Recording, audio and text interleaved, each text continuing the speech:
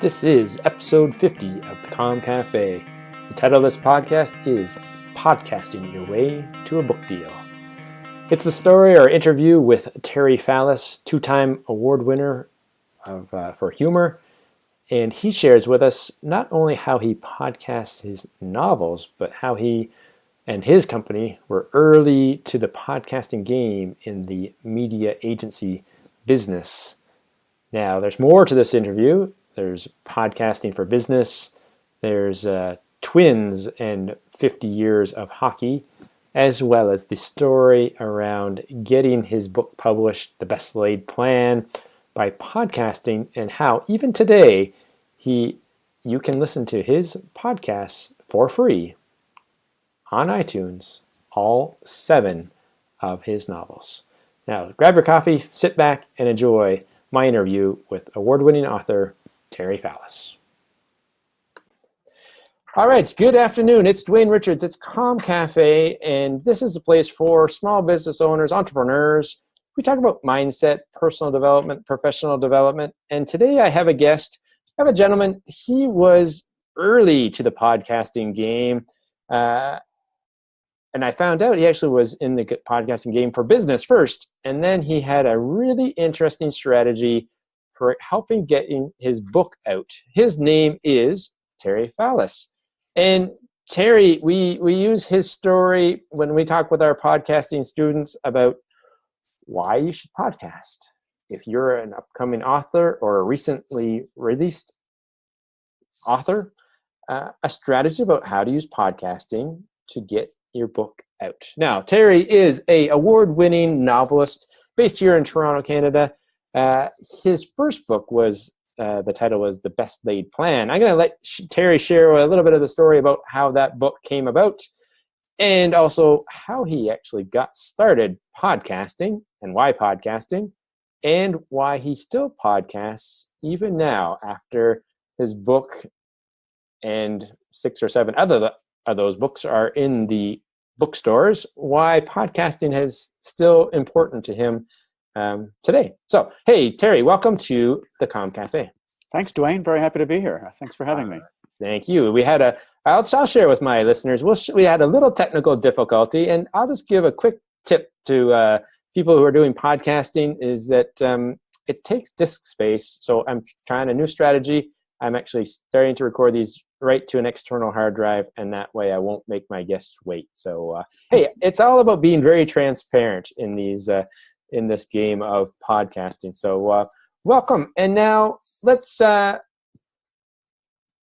a little bit. I know a fair bit about you just from a common acquaintance we have. And but maybe share a little bit about how you got into podcasting before, from a business point of view, before from an author point of view. Sure, happy to do that. I am the co-founder of a communications consultancy that we've been around since 1995, so we're in our 22nd year of continuous operation, which is a shock to my system that it's been that long. But around the time that the social media wave was beginning to lap on our shores, we took a very active approach to understanding what social media really meant and how it was shifting the ground beneath our feet as communications professionals. So this would have been back in the early 2000s when we started blogging, and that was a very new word back then. And then around 2005, I think it was 2005, when the Oxford Dictionary's word of the year was podcast. It was a very, very new field, mainly audio podcasting, pretty well only audio podcasting back then. And my business partner was really into blogging, and I thought, okay, I will pick up the podcasting mantle and we will learn about podcasting by doing it, rather than being one of those consultancies that provides advice to clients on things they have never done themselves. So in April of 2006, so more than 11 years ago, we started a podcast called Inside PR. It was a weekly half-hour show about the public relations communications agency world. And it was a half-hour show. We did it week in and week out. I did 250 consecutive weekly episodes without missing a week, including Christmas and New Year's. And straight through the summer, none of this repeat stuff in the summer. We kept recording. I'd finally turned the mic over after about 5 years to my co-founder, Joe Thornley, and he now carries on the podcast. And I think we're up to getting close to 500 episodes now. So it still comes every week. And it's how we really understood, or how we learned about this emerging world of social media, how we learned the power of conversation, how we learned that podcasts that are heavily scripted don't work as well generally, but that a real conversation between two people that could be planned but not scripted, that's what's really engaging, and the difference between an interview and a conversation. So we did that, and we chose topics each week. We invited our audience, small in the beginning as they were, to participate, and they would leave comments for us, and we would deal with them in the next show. And it was really just an exercise in learning by the seat of our pants. Even technically, we've already had a technical challenge earlier, but even how do you record two voices if we're not in the same room and make them sound like they're in the same room? How do you produce it? Do you leave in the ums and ahs? Do you leave in some of the the banter that goes on between the hosts? And so it was just an interesting time, and we really liked doing it. And I think we learned a lot about how to make podcasts effective, and how to use that platform in a way that serves your own interests and certainly those of your listeners. Fantastic. And all those things that I agree with, because I do it as well. We had a plan, we have an idea of what we're talking about today, but we don't have a script. We have, right.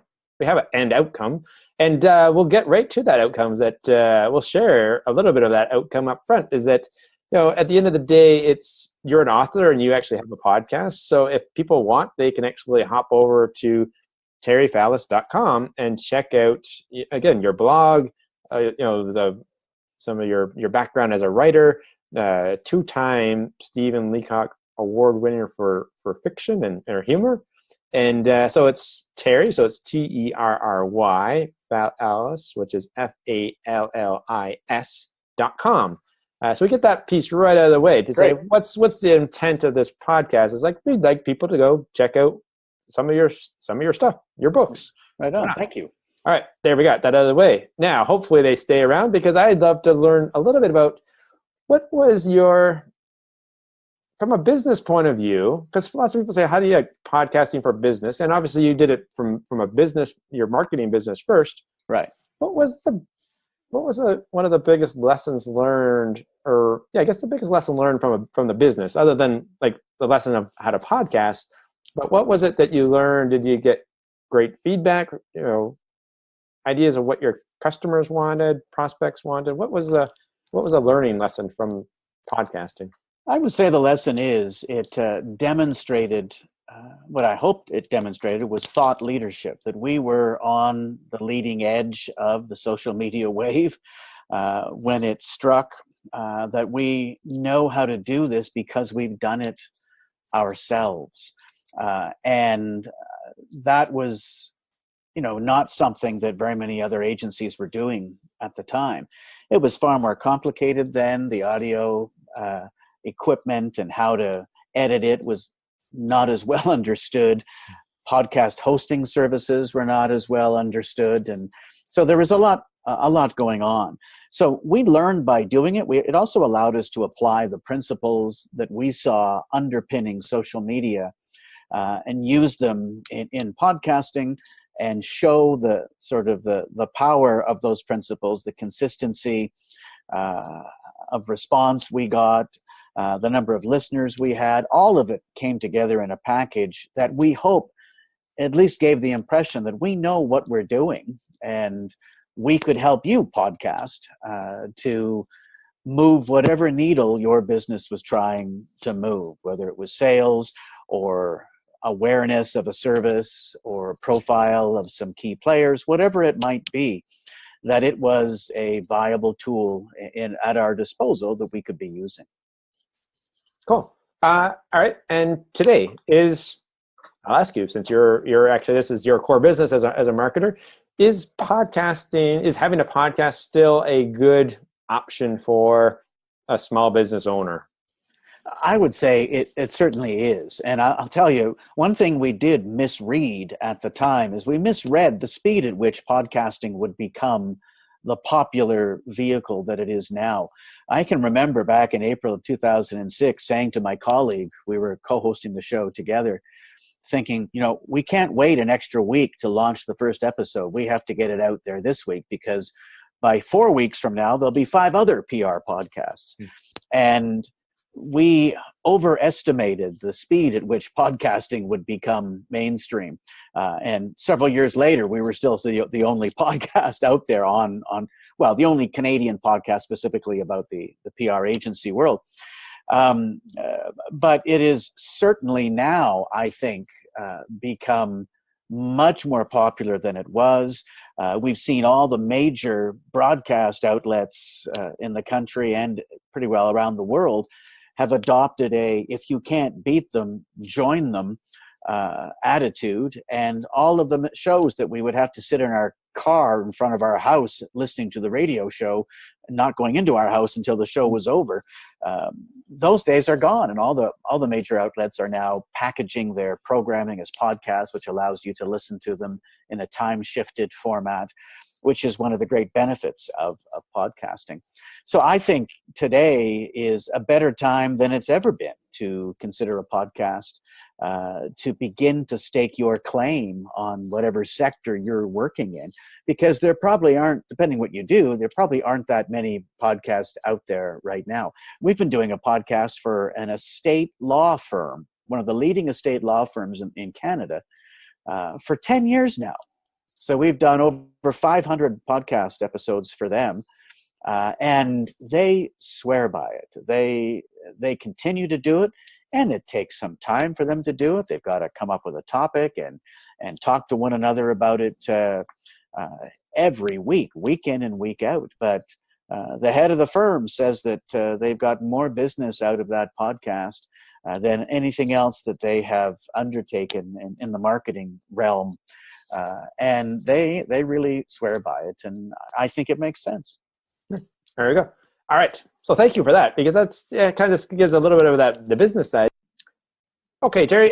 Now, you wrote the book, The Best Laid Plan. It was your first book, and like all authors, you wrote the book, and then the publishers just came, right? They came looking to publish your book for you. The book sales that just went off the shelf. It was easy process. Is that right? Wouldn't it have been amazing? Yeah, I wrote this novel, and I did what most writers do when they want to be published. They sent out dozens and dozens and dozens of plot synopses, sample chapters, and query letters to literary agents and publishers. And then I sat back and I waited for the feeding frenzy to ensue over my debut blockbuster novel. And after 12 months of doing that, I received exactly 0 rejection letters. I hadn't even made a big enough impression on the traditional publishing establishment to generate an automated rejection letter. So I was not even that discouraged. I mean, who was I? I'd never written a novel before. And so I decided to move down the path of self-publishing the novel just to justify all the time I'd spent writing it. And as I was in that process of getting the final edit done and designing the cover, I realized I was going to need to build an audience for this work because I didn't have a publisher behind me. I was the publisher. So I decided to podcast the entire novel chapter by chapter and give it away for free on iTunes and on my blog, just as a way of elevating the profile of the book and trying to build some kind of a following for it. And what I didn't know at the time is that back in 2007, January of 2007, when I did this, nobody in Canada had ever podcast a novel before. And so I'm glad I didn't know that, because I might not have done it if I'd known that. But often, naivete and ignorance is helpful. So in January of 2007, I started, before it was a book, it was still just a manuscript making its way through the self-publishing process. But I started podcasting it chapter by chapter, reading the audio version of my own novel. and producing it and putting some music on the front and music on the back and uploading it to my podcast hosting service and seeing whether or not anybody would find it. And if they did find it, maybe they would find favor with it. So it was a real experiment at the time, and I'm so glad I did it, because not to blather on too long about it, but I got lots of comments, dozens and dozens and dozens of comments from people living all over the world. I kind of thought only people in Canada might have a mild interest in a book about Canadian politics, but I was getting comments from almost every country I could name. And they all were very complimentary, and they all said, when is the next chapter coming up? And so it was really the first, what I consider to be the first objective, impartial feedback on the novel I ever got. Because I didn't believe my wife and my brother and my sister-in-law, who said they loved it. It was a great book, but they loved me.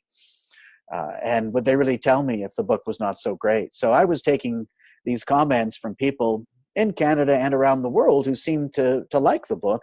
And that's what really gave me the resolve to go ahead and complete the self-publishing process. And the book came out as a self-published novel in September of 2007, several months after the podcast was fully up and loaded on iTunes.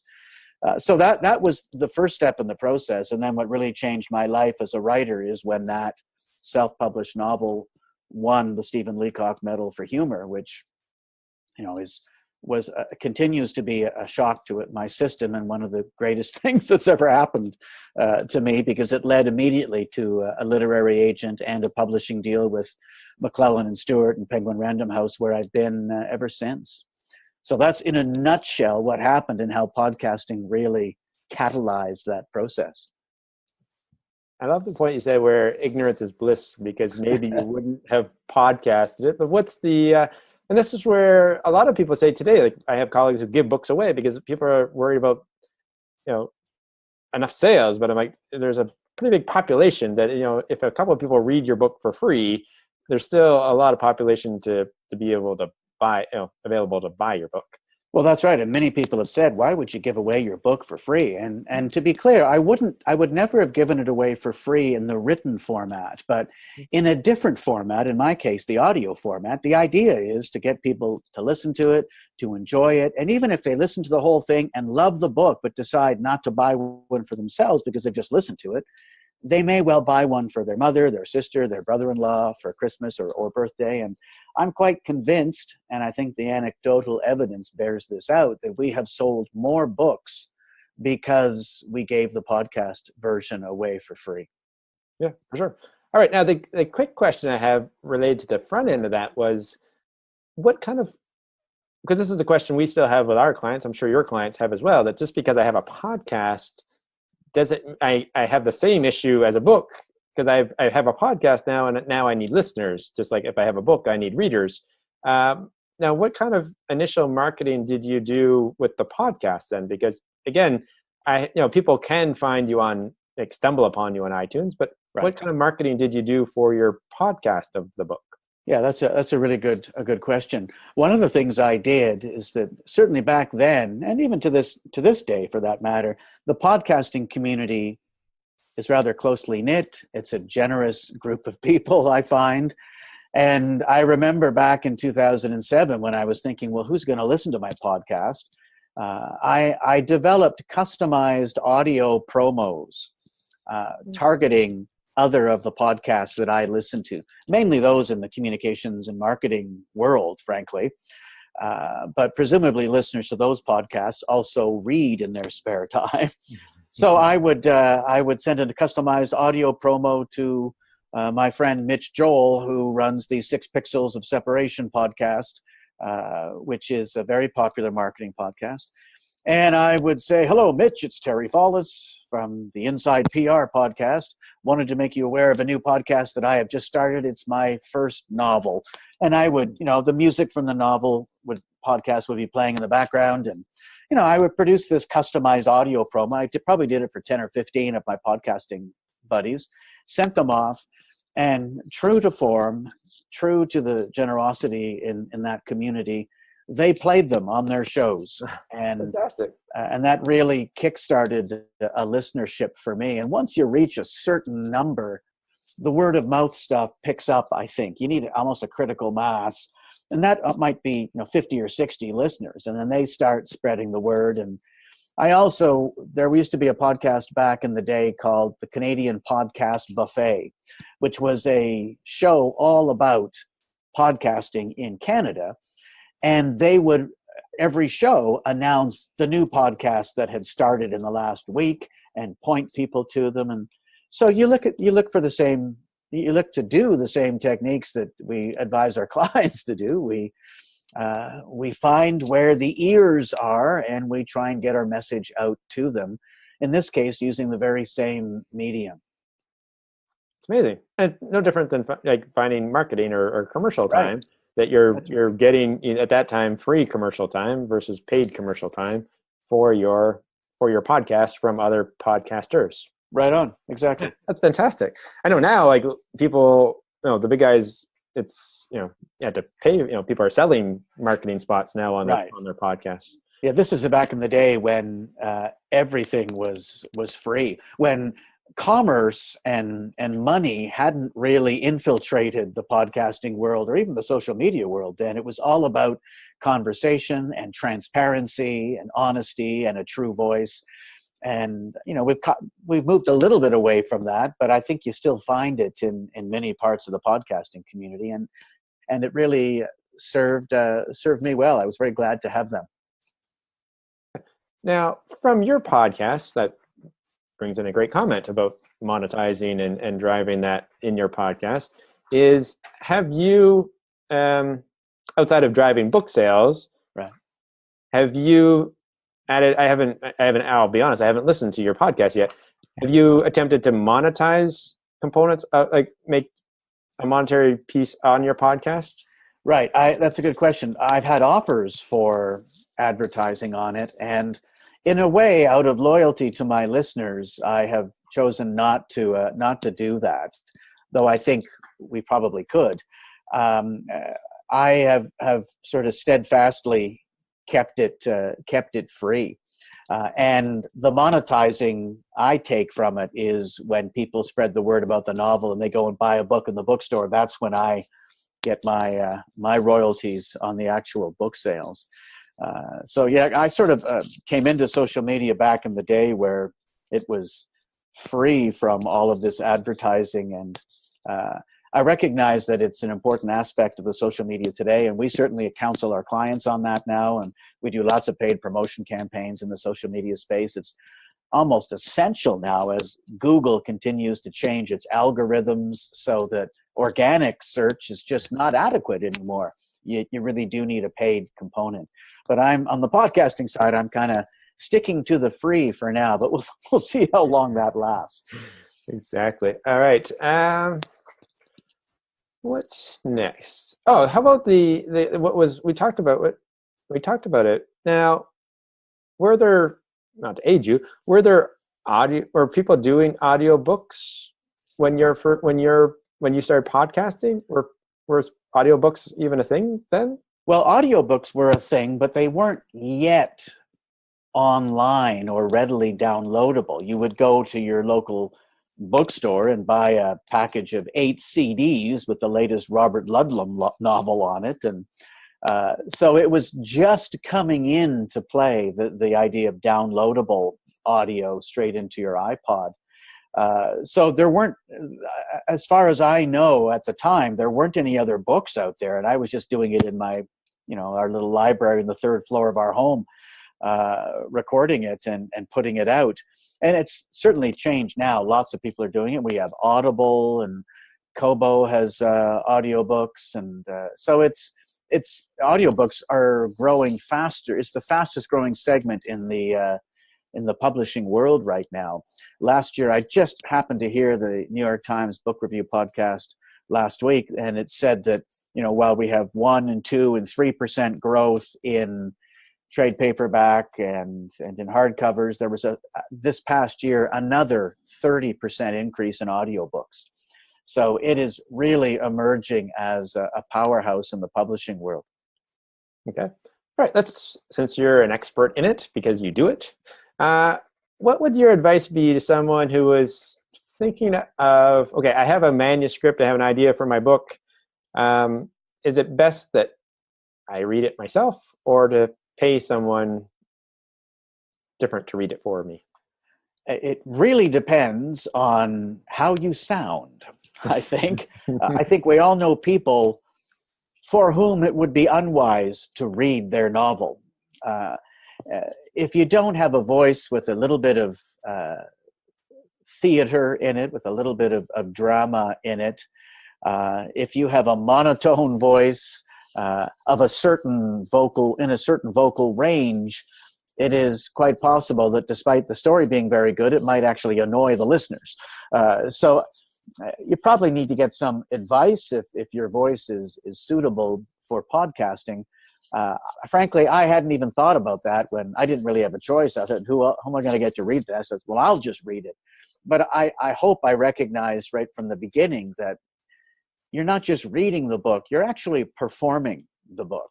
And it's important to make that audio connection with the reader so that they stay on the bus with you for the whole episode, let alone the whole book.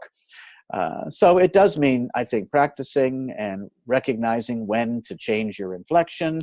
Do you change your voice when you're in dialogue? And I try to do that a little bit without it being, radio theater or anything like that. It's still just a book, but I do try and change my voice for different characters, if only so that the reader is more apt to know that a different person is speaking then.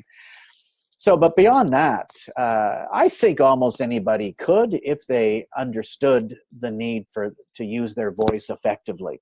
And if they've never done acting or public speaking, then they may wish to do some of that beforehand. Okay. Did you have fun with it? Oh, I had a lot of fun with it. and that's the thing, because actually we had this topic on a previous con about things that bring us joy. Right. So if I could tell people to do it, but if it doesn't bring them joy, then it's just like work again. No, I'm guessing that your novel, it's still it's what we term as a side hustle, right? Like it's right. You still have your paying day job, and you as a novelist is a side. It's not. It is a side. It's a passion, and it has allowed me to cut back my work from 5 days a week to 4 days a week, so that I can afford to be a Canadian novelist on the 5th day. It's not the most remunerative of careers, being a novelist, but when you love it, it doesn't feel like work to me. So I've enjoyed it very much, and the podcast has been a big part of that. And I enjoyed doing the podcast. And, it takes some time, as you know, as a podcaster. You can't just read it and then up it goes. You've got to edit it. You've got to cut out all the coughs, and you've got to add the music. And, there's a lot to do into producing a podcast where the sound quality is helpful in getting new listeners to it. But it still doesn't feel like work to me. Fantastic. Now, did you get coaching, or were you self-taught? Because you just talked about voice work and theater and acting. Like, did you like acting and stuff when you were younger, or? I was more self-taught. One of the things I do in my day job is I give presentation skills training to clients. So for 25 years or more, I've been doing media training and presentation skills training. I've been speaking in front of audiences. I've been helping our clients understand the power, the versatility of their own voice. And so I like to think I knew all the theory and was putting that into practice, not just in my day job, but also when it came time to podcast my novels. But the listeners will be the judge of that when they listen to the podcast. But, wonderful. No, I like it. And again, if it's something that you're naturally doing because you want to do it and you enjoy it and it's a passion, I'm sure the listeners can hear it in the delivery. That's the theory. I hope so. All right. So we know that you do marketing. That's your day business, the podcasting.